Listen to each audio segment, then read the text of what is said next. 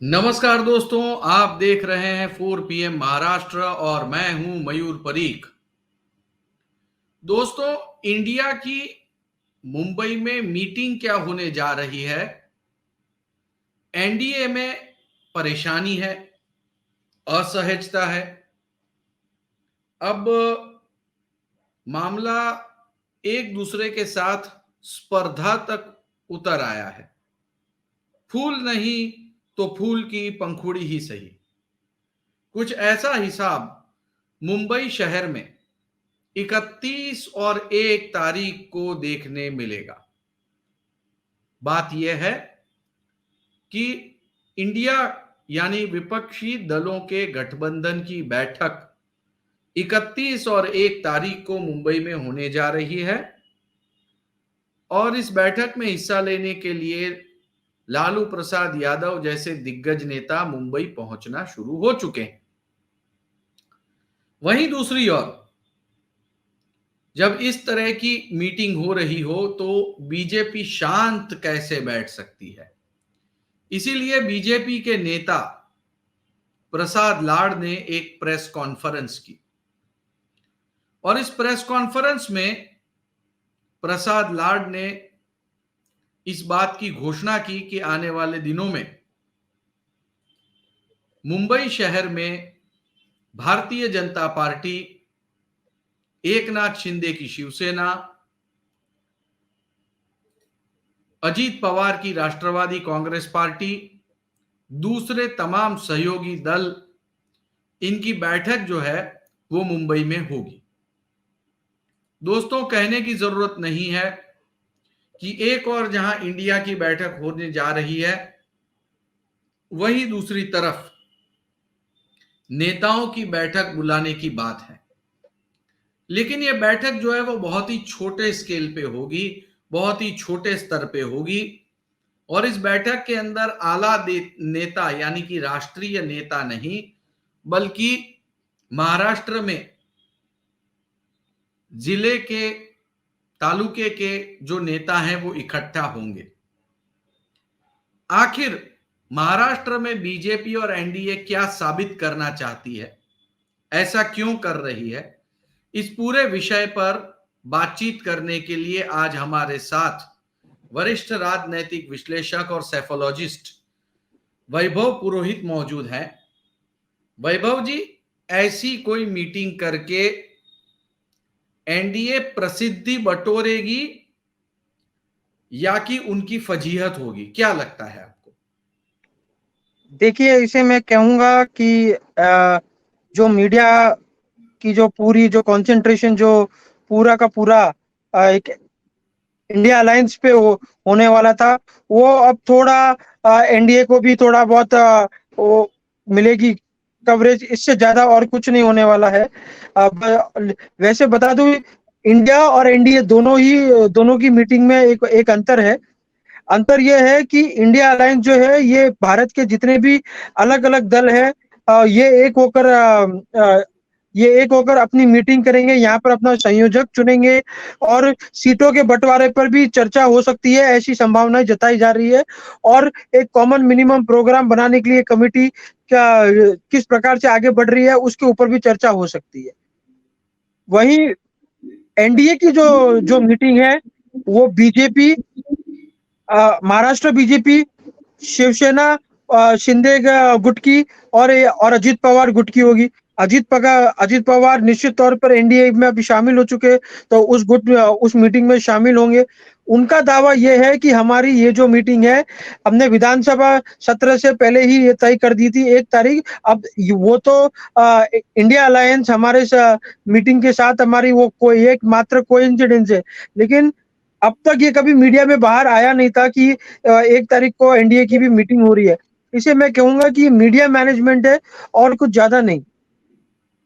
देखिए, जब इस तरह की बैठक होती है तो अक्सर जब इंडिया की बैठक होगी तो कई सारे नेता इंटरव्यूज देंगे, कई सारे नेता अपने बयान देंगे।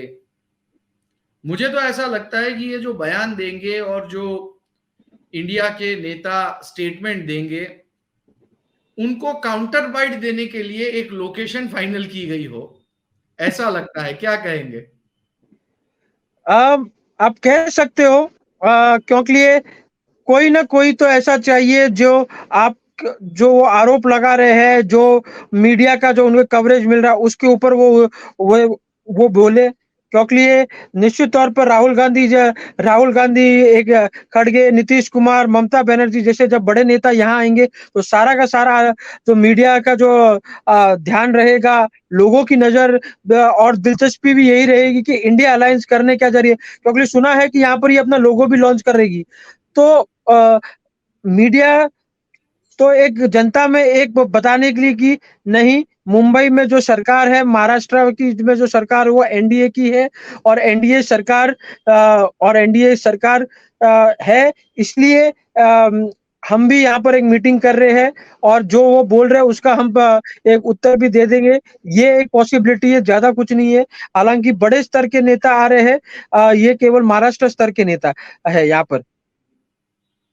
देखिए वैभव जी, एक नोट करने वाली बात यहाँ पे और भी है जो मुझे दिख रही है, वो ये है कि एनडीए की बैठक इतने सालों में कभी भी बुलाई नहीं गई। अब जब इंडिया गठबंधन बना तो प्राइम मिनिस्टर नरेंद्र मोदी ने दिल्ली में एनडीए की एक बैठक बुलाई, जिसमें गठबंधन घटक दलों को बुलाया। लेकिन पूरा मामला इम्बैलेंस लग रहा था, क्योंकि एक तरफ बीजेपी जो खुद ही 2/3 से भी ज्यादा है, दूसरी तरफ एनडीए में जो सबसे बड़ा पार्टनर था शिवसेना, जिसके पास कुल मिला के 13 सांसद थे, वो अब इंडिया का हिस्सेदार बन गए। तो हमने देखा कि एकनाथ शिंदे जो थे उनको एक अलग जगह मिली। 5 सांसदों वाली एनसीपी पार्टी अब यहाँ पे खिसक के आ गई। तो हमने देखा अजीत पवार को भी वहां पे रिस्पेक्ट मिली। लेकिन हमें ये कभी नहीं दिखा कि ये वो वाला एनडीए है जो अटल बिहारी वाजपेयी और लाल कृष्ण आडवाणी के समय में फॉर्म हुआ था।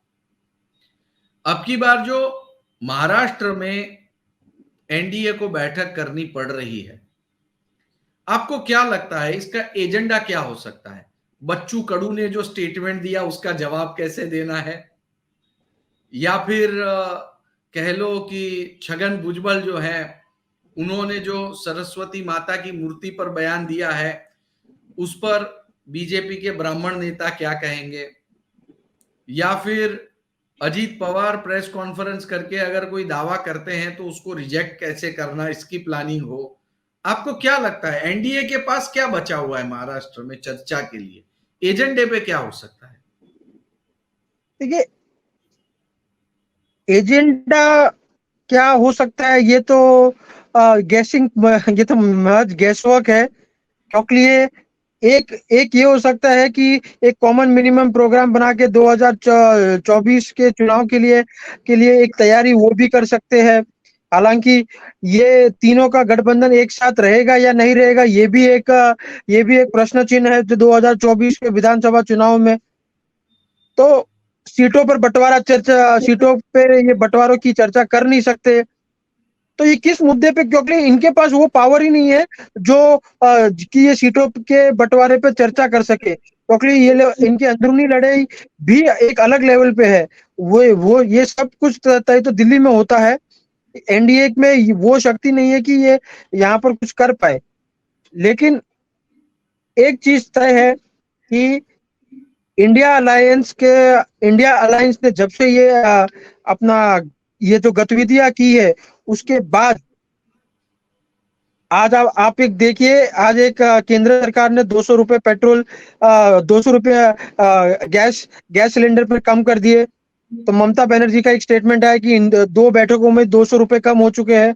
तो एंड और आप ये भी देखिए, एनडीए के साथ 36 घटक दल है, लेकिन उन 36 घटक दलों में से सांसद कितने हैं, कितने, ये एक इम्पोर्टेंट फैक्टर है। मौजूदा स्थिति में अगर हम देखें तो एनसीपी के पास, अजित पवार गुट के पास एक भी सांसद नहीं है।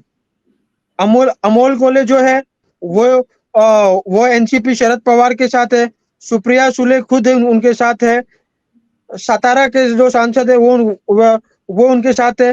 केवल एक मात्र, मैं माफी चाहूंगा, केवल एक सुनील तटकरे जो है वो अजित पवार गुट के साथ है। बाकी बाकी जो सांसद है वो तो इनके साथ ही है।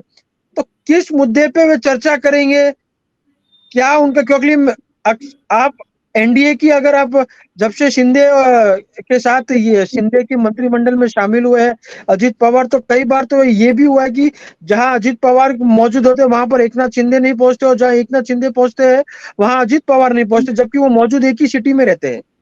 तो ये जो डिफरेंसेस थोड़े कैसे सॉल्व आउट होते हैं, ये देखना पड़ेगा उनके बीच में।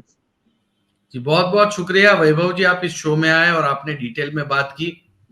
तो दोस्तों, फूल नहीं तो फूल की पंखुड़ी ही सही, एक नहीं तू नहीं तो और सही, और नहीं तो और सही, कुछ इस तरह का हाल हमें महाराष्ट्र में देखने को मिल रहा है, जहां पे इंडिया का गठबंधन का जो रैली, मतलब की मीटिंग होने जा रही है, उसके जवाब में एनडीए भी एक आनन फानन में मीटिंग बुला रहा है।